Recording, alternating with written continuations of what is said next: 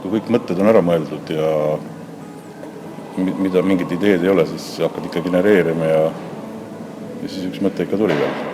Ehk siis need on mingis mõttes seotud Viljandi Kitarrifestivali eriprojektidega, mida me oleme siis üle aasta produtseerinud.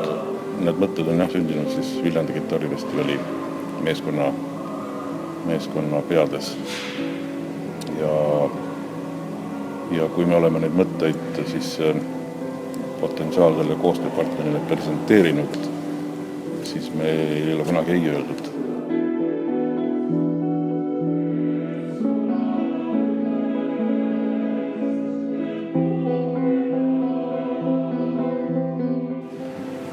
Ainukene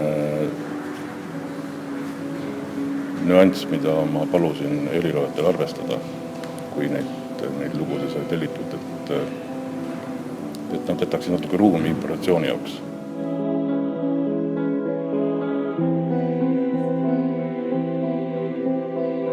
Ma olen väga liigutatud ja väga südamest sügavalt tänulik kõigile osapooltele. Neid inimesi on palju, aga ma tänan väga kõiki.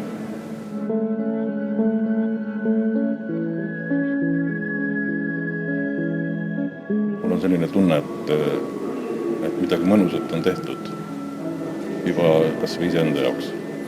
Ja kui see ka teistele korda läheb, siis seda enam.